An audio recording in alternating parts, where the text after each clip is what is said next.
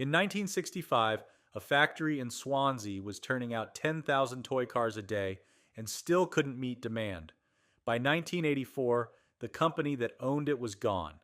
The factory was Mettoy, the toys were Corgi, and at the peak, over 2,000 workers, overwhelmingly women, assembled, inspected, and packed die-cast models that ended up in practically every toy shop in Britain. The James Bond Aston Martin, the Batmobile, the Saints Volvo, 28 tiny components fitted together by hand, checked for faults, boxed and dispatched in lorries that queued at the factory gate. Corgi won a Queen's Award. It sold in dozens of countries. And then competition, fire, punishing interest rates, and a changing world pulled the whole thing apart in less than 20 years. This is what that factory was, who worked there, and why it couldn't last. The factory clock at Fforestfach started the day. 7:30 in the morning, and you'd see them coming. On foot from the nearest streets, by bus from Penlyn, Gley, Gowerton, Pontarddulais. Hundreds of women pulling on overalls and white coats, signing in, finding their places on the line. The Mettoy factory in Swansea wasn't a showroom. It was a working plant. Hot plastic, moving belts, crates stacked shoulder high, and the constant noise of machines pressing, stamping, and molding small metal parts that would become, by the end of the day, toy cars. Not just any toy cars, Corgi toy cars. And the women who made them, because it was overwhelmingly women on those assembly lines, were producing some of the most recognizable objects in post-war British childhood. But from where they stood, in overalls, under fluorescent light, what they were doing was shift work. Skilled, repetitive, closely supervised shift work. And it started with the clock. Your day began at your station. If you were on assembly, you'd have a tray of components in front of you. Tiny axles, transparent plastic windows, miniature steering wheels, die-cast body shells, still faintly warm from the press. Your job was to fit them together, quickly and accurately, one after another, hundreds of times a shift. The pace was set by the line, not by you. You kept up, or you fell behind, and falling behind meant the whole section noticed. The work was small. These were toys that sat in a child's palm, but the concentration was constant and the targets were real. If you were on fettling, you'd be cleaning the rough edges from freshly cast metal bodies, the small burrs and flash lines left behind by the molding process. It was fiddly, close-up work that needed steady hands and a sharp eye, and you needed both of them for 8 hours straight, model after model, flash line after flash line. If you were on inspection, you were the last line of defense.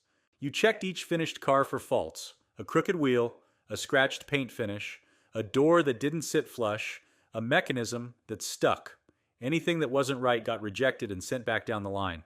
You were fast because you had to be, but you were also careful because a faulty model that reached a shop shelf was a complaint waiting to happen, and if you were on packing, you were boxing finished cars into their distinctive Corgi boxes, then into outer cartons, then onto pallets for the warehouse. One worker remembered the warehouse routine with precision. Boxed cars arrived in crates, were picked against specific orders, loaded onto trolleys, sealed into dispatch cartons, and sent down the belt to the loading bay. Lorries waited outside with their tailgates down. You might not stay on the same job forever. Several women remembered moving between roles, from operating a heavy-handled machine to assembly, from assembly to inspection, from inspection to packing. The factory had its own internal geography, and over the years you learned your way around it. But wherever you were, the rhythm was the same. Clock in, take your place, keep pace, keep quality. The factory itself had its own weather. In summer, with the machines running and the presses going, the shop floor could be stifling. Hot plastic, warm metal, close air. In winter, it went the other way. Cold drafts, cold concrete, and the machines offering the only warmth worth standing near. The noise was constant. Presses thumping, belts running, the clatter of metal parts dropping into trays. You talked over it because you had to, and after a while you stopped noticing it was there, until you stepped outside at the end of a shift and the quiet hit you. The breaks were fixed, a short tea break in the morning, lunch in the canteen, hot food, the smell of whatever was on that day, mixing with the factory smells of plastic and oil. Sometimes another break in the afternoon. Cigarettes happened in the toilets, not on the shop floor. There was a nurse on site, which tells you something about the scale of the place. Overalls and white coats were provided, and at the end of the shift, 4:30, 5 o'clock depending on the section, you signed out, collected your things, caught the bus or walked home, and the next shift came in behind you. We tell the stories of what Britain built and how it fell apart. If that's your thing, subscribe. More of these are coming. Now let's get back to the story. Overtime was different. In the months before Christmas, when retailers were placing huge orders and the pressure to deliver was relentless, shifts stretched late into the evening. The factory ran harder, faster, longer. The noise went on later. The buses ran fuller. Everyone on the floor understood why. Christmas was Corgi's season. The toy trade lived and died by it. And in a big year, a Bond year, a Batmobile year, the pressure was extraordinary. The pay was modest. One woman who worked at Mettoy remembered starting on roughly £7 to £9 a week. Depending on when that memory belongs, and recollections don't always fix the year precisely, that's somewhere between about £170 and £270 in today's money. It wasn't wealth, but it was steady, it was weekly, and for many women on those lines, it was the income that made the household work. School trips, summer holidays, a new kitchen, the weekly shop. Several women were explicit about this. The money went straight into family life. It was called extra. It was anything but. The workforce was mixed in some respects, but the assembly lines were predominantly female. Married women returning to work. Young women just out of school. Mothers who arranged their hours around children's schedules. The dexterity required for hand assembly, fitting 28 tiny components into a working model with moving parts and precise tolerances, made women's labor not just useful but essential, and the company knew it. Men were present in other roles: supervision, machine fitting, stores, maintenance, lorry driving, heavier handling. But the oral histories are remarkably consistent. The women ran the line, and not all models were equal. A standard Corgi, a saloon car with opening doors, say, was one thing. A gimmick model was another entirely. The Bond Aston Martin had a spring-loaded ejector seat, revolving number plates, retractable machine guns. Every one of those mechanisms had to be assembled by hand, tested by hand, and fitted into a body shell no bigger than your thumb. The production line for the Bond car was almost entirely female, because the work demanded the kind of fine motor dexterity that made the difference between a mechanism that worked smoothly and one that jammed on the shop shelf. It was precision work, done at production speed, and the women who did it made it look routine. And there was another presence, remembered with a mixture of wariness and dry amusement: the time and motion man. He'd appear with a clipboard and a stopwatch, standing behind your shoulder, timing each task, noting each movement. The purpose was efficiency. How fast could it be done? How could waste be trimmed? The experience, for the person being timed, was something else entirely. One woman recalled the leather gloves, the regimented pace, the low-level tension of being measured against a standard you hadn't set. It wasn't cruelty. It was industrial method, standard practice in factories across Britain. But it was felt, and it was remembered. What made Mettoy distinctive was the gap between what the public experienced and what the workers lived. The public never met a Mettoy worker, not the way you'd meet a milkman at the door or a bus conductor on the top deck. The meeting happened through the finished object, through the red and yellow box on the shop counter, through the Christmas catalog, through the toy department at the co-op or Woolworths, through the mechanisms that seemed effortless because the labor behind them was hidden. A child tearing open a Corgi on Christmas morning saw something magical. A tiny gleaming car with doors that opened, wheels that rolled, a bonnet that lifted to reveal a silver engine. The worker who made it saw 28 separate parts: an inspection quota, a packing deadline, hot plastic, factory noise, and a shift that started at 7:30. That gap is the truth of factory life everywhere. The product is glamour. The labor is discipline.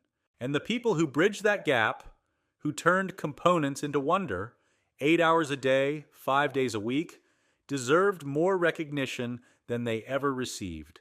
Yet the factory wasn't joyless. Nearly every oral history says the same thing. It was a good place to work, busy, sociable, noisy in a way that became its own kind of company. The friendships formed on those lines lasted decades after the lines themselves had stopped. Women who hadn't worked together in 40 years still remembered each other's stations, each other's jokes, each other's children's names. There were factory sales where you could buy seconds and end-of-line models at a discount. There was gossip, support, shared knowledge, the culture that grows wherever people work side by side, day after day, doing something difficult. The factory made toys. It also made a community. Now pull back from the shop floor, because to understand what Mettoy was, you need to understand the system it belonged to. Mettoy was founded in Northampton in the 1930s by two men with first-hand experience of the European toy trade. Philipp Ullmann and Arthur Katz were both refugees from Nazi Germany, both industrialists who'd lost their businesses to the regime and both determined to start again in Britain. They built a company making tin plate toys, pressed and printed metal playthings in the European tradition. When the war came, the factory turned to military production, as most British manufacturers did. Afterwards, the company expanded into South Wales, setting up at Fforestfach in Swansea. The location wasn't accidental. This was a part of the country that needed factory jobs badly. Older industries, coal, tin plate, heavy manufacturing, had weakened or contracted, and the communities built around them needed new employers. Mettoy became one of them. For a generation of women in West Swansea, the factory at Fforestfach would be the most stable and accessible source of employment within reach.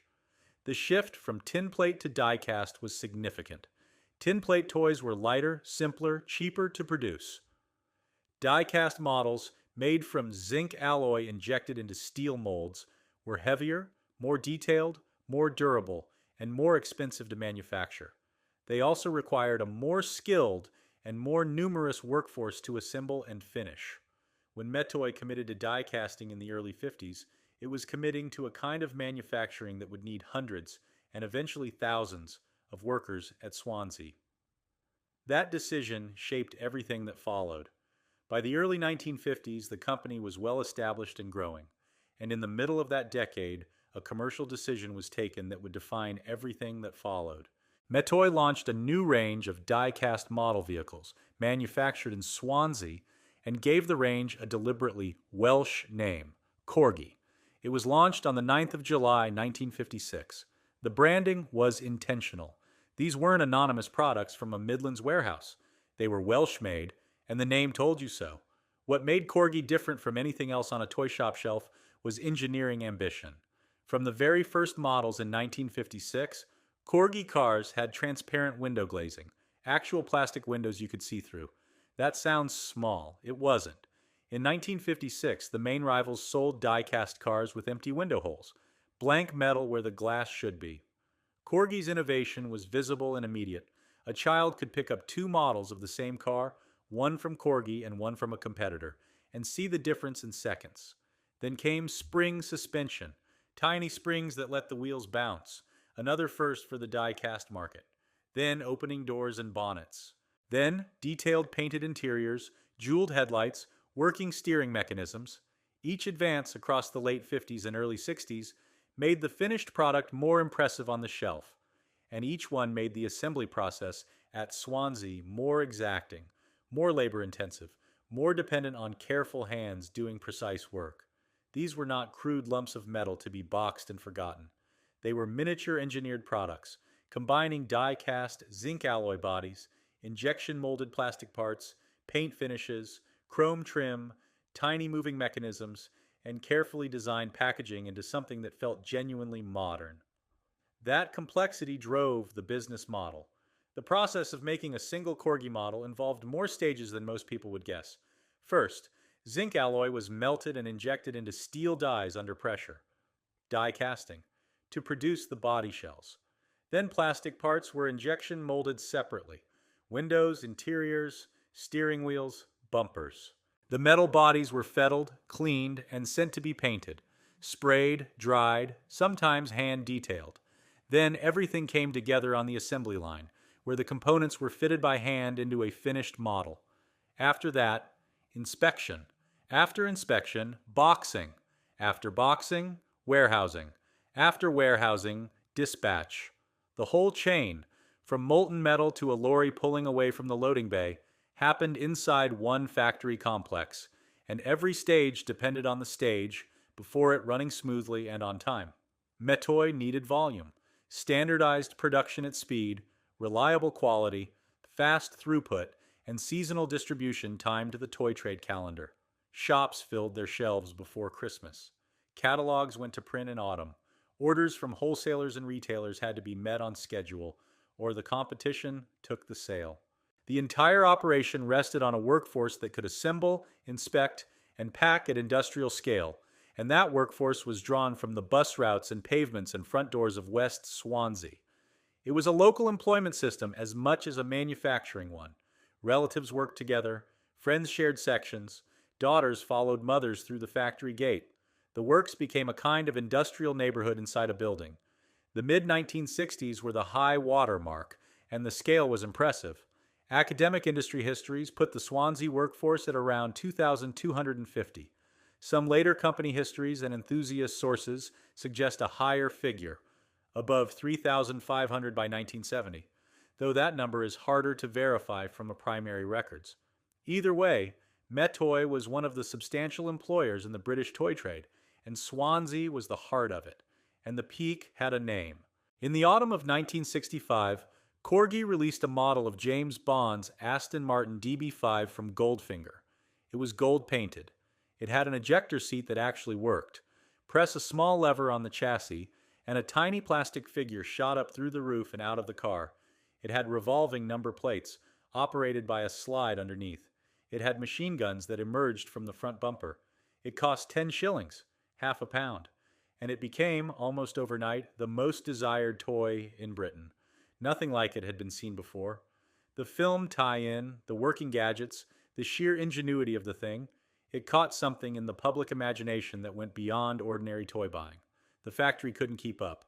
Production hit roughly 10,000 units a day, each one with 28 individual components, most of them assembled by hand, and it still wasn't enough. Lorries queued at Fforestfach. Shifts ran deep into the night.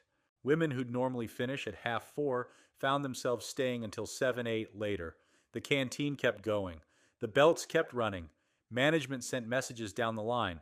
More, faster, we need more. Retailers were desperate for stock. By Christmas 1965, the Bond Aston Martin was the toy, and every single one of them had been built, checked, and boxed in Swansea. By 1970, nearly 4 million had been sold. For a model that cost 10 shillings retail, that represents an astonishing volume of labor, and almost all of it passed through the hands of women at Fforestfach who'd never seen a Bond film and had no particular interest in Aston Martins. They were just doing the job. But Bond wasn't the whole story. The same workforce, on the same lines in the same factory, was turning out a stream of models that lodged themselves into the shared furniture of British childhood. The Saints Volvo P1800, the Batmobile with its pulsing flame exhaust, Chitty Chitty Bang Bang with extending wings, the Man from UNCLE car, the Avengers gift set, each required its own tooling, its own assembly sequence, its own packaging design, and each was built, inspected, and boxed by the same hands. You'd see them in every toy shop in Britain, in department stores, in high street shops, in the catalog pages that children studied with the intensity of scholars.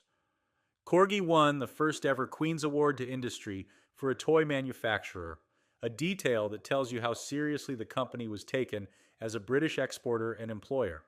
The models weren't just popular. For a period in the late 60s, they were woven into how British children played, what they asked for at Christmas, what they swapped in playgrounds.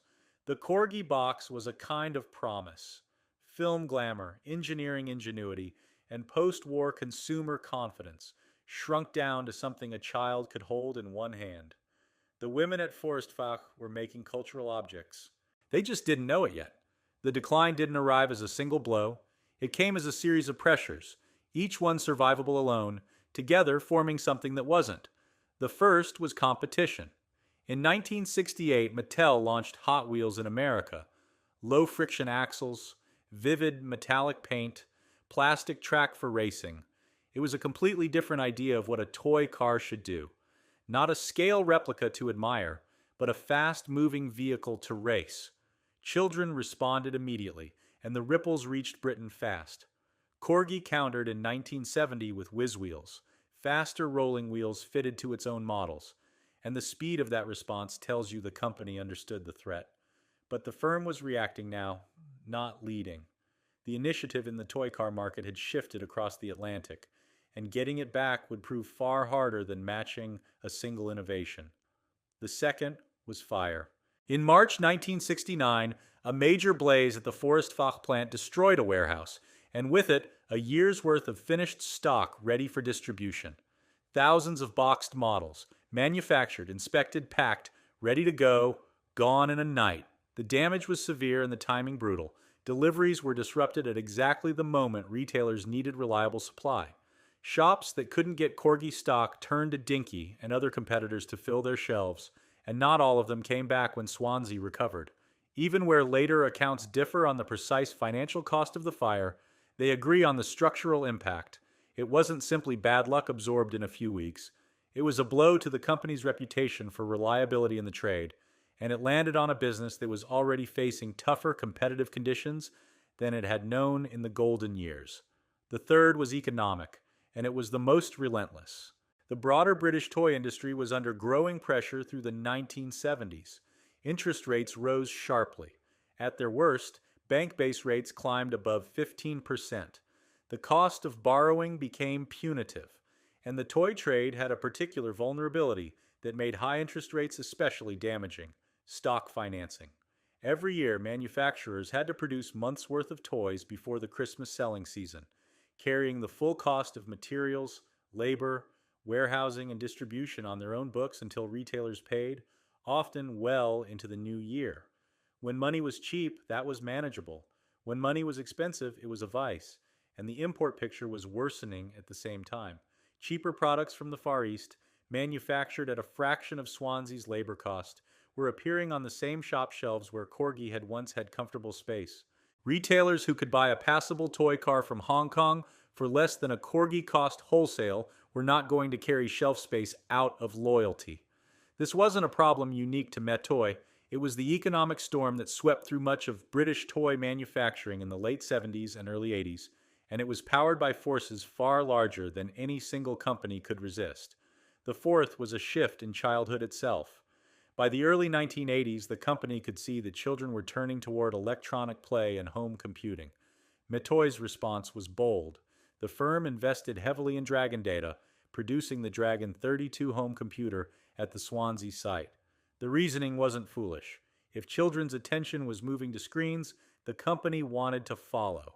But diversification into the ferociously competitive home computer market of 1982 and 1983 came while the core toy business was already under severe financial strain.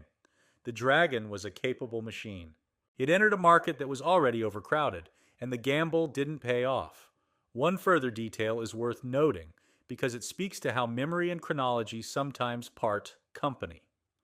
Some former workers recall Corgi and Fisher-Price products, both being made at Swansea, and company records confirm a Fisher-Price manufacturing agreement during the 70s. That probably means some personal memories blend different periods together, which is entirely natural, entirely human, and no reason to distrust the texture of what people remember. But it's a reminder that the feelings are precise, even when the dates drift. Through the 1970s, the factory was still running. Corgi still produced new models, secured new licenses, maintained export markets. There were successes. The Corgi Juniors range, new television tie-ins, continued appeal in gift sets and special editions. But the direction of travel had changed. Innovation looked more defensive than confident. Costs were heavier. The market was tougher. The easy certainty of the mid-60s, when Fforestfach couldn't build Bond cars fast enough, had given way to something more cautious, more anxious. Mettoy was managing now, not surging, and the ground underneath was getting softer with each passing year. Workers noticed, you always notice, the overtime dried up first. Then the talk started, in the canteen, on the bus, at home. Are they going to close? Have you heard anything? Nobody ever tells you directly. You piece it together from what you see. Fewer orders, quieter lines, managers looking worried. By late 1983, the position had become untenable. Mettoy's debts stood at £10.5 million. Receivers were appointed in October. Compulsory winding up proceedings followed in January 1984. The Corgi brand survived. A management buyout in March 1984 kept it alive, but it survived in a radically altered form, with a far smaller operation and a different commercial footing. The old Mettoy world, the one with over 2,000 workers assembling toys on production lines in Fforestfach, the one that had turned out 10,000 Bond cars in a single day, was finished. In the years that followed, ownership changed hands more than once. Mattel eventually acquired the Corgi brand. Production moved away from Swansea, and then in time out of Britain entirely. The models that women in West Swansea had once assembled by hand, component by component, shift by shift, were now manufactured in China. The brand endured. The working world that had built it did not. For the workers themselves, the ending was practical rather than dramatic. Some women had already left when closure rumors began to circulate, moving into newer, bureaucratic and service sector jobs. The DVLA was a common destination, and others found work in offices, shops, the growing public sector. Others stayed until there was nothing left to stay for. Some had spent 10 years at Mettoy. Some had spent 20. A few had been there almost from the beginning.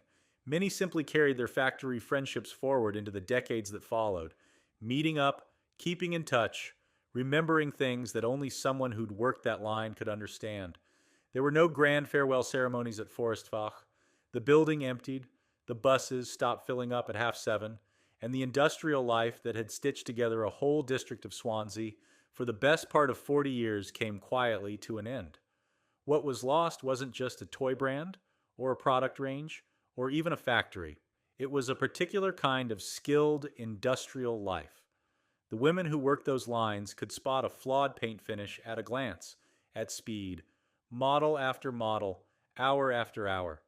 They could assemble 28 tiny components into a working miniature with moving parts and precise tolerances, at a pace that would make your fingers ache just watching. They could pack accurately under pressure, keep a line moving through an 8-hour shift, absorb the scrutiny of the time and motion man, and still clock in the next morning ready to do it all again. Those were genuine skills, manual, visual, social, and they were developed over years of practice. And here's the quiet irony. Some of the women who assembled those Bond Aston Martins by the hundred, who passed them down the line without a second thought, who earned £7 or £8 a week for making them, those same women lived to see a mint condition example sell at auction for thousands of pounds. The toy they'd been paid shillings to make became a collector's item worth more than a month of their old wages. They didn't get a share of that. They got memories and friendships and the knowledge that their hands had made something that lasted. The world they belonged to was real too. Buses to the factory gate, canteen lunches, tea breaks in mid-morning, overtime in the weeks before Christmas, neighbors and relatives sharing sections. It was a working community, not a sentimental idea of one. And when it went, something specific went with it.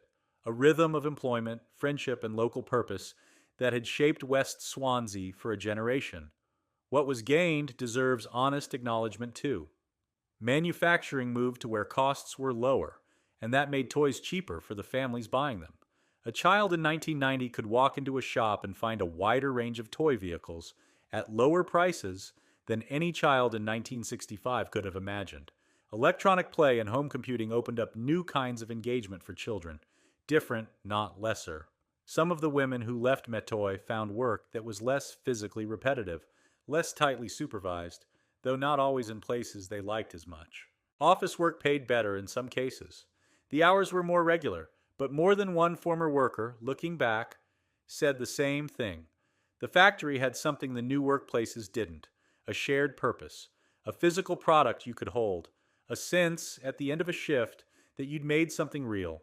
Change brought real benefits alongside real losses. Pretending otherwise would be dishonest in both directions. The point isn't to deny that the world moved on. It's to notice what kind of working world had to disappear in order for cheaper, faster, and newer goods to become normal. The broader pattern is one that ran through the whole of late 20th century Britain. Post-war manufacturing brilliance, real ingenuity, real mass employment, real local pride, meeting cost pressure, import competition, financial fragility, and technological change that together made the old model unsustainable. Mettoy belongs alongside the other fallen names of the British toy trade. Lines Brothers, Meccano, the old dinky operation, not because every detail was identical, but because the forces were recognizably shared. A way of making things and of employing thousands of people to make them in factories rooted in particular towns and particular communities simply stopped being viable in the way it had been for a generation. The last thing worth holding on to isn't James Bond. It isn't the gold paint or the ejector seat or the 4 million units sold. It's a woman in Fforestfach, sometime in the autumn of 1965, sitting at her station on the assembly line. She's fitting a tiny ejector seat mechanism into a die-cast body shell. She's done hundreds today already. She'll do hundreds more before the shift ends. Outside, lorries are waiting. Inside, the line keeps moving. The belt hums. The press thumps in the next section. Someone down the line is laughing about something. She has no particular reason to think this small gold car will become one of the most famous toys Britain ever produces. To her right now, it's the next one on the tray. 28 parts. Check the mechanism. Pass it down. Next. Mettoy didn't vanish because its workers stopped mattering. It vanished because the industrial world that needed that many skilled hands in that place, at that scale, stopped being sustainable in the way it had been. The workers were the last people to have caused that. They were the first to carry the cost, and the toys they made, millions of them still sitting in cupboards and display cabinets and shoeboxes in attics across the country, are the only monuments most of them will ever have. If you worked at Mettoy, on the line, in the warehouse, in the canteen, in the offices, anywhere in that building, we'd genuinely like to hear from you. Or if your mom worked there, your nan, your aunt, your neighbor down the road. Do you remember the overtime before Christmas? The bus from Penland? The factory sales where you could pick up seconds for next to nothing? Is there still a Corgi somewhere in your house? In a drawer? On a shelf? In a box in the loft? That was made a few miles from where you're sitting right now? Tell us in the comments. Those memories are worth more than you might think.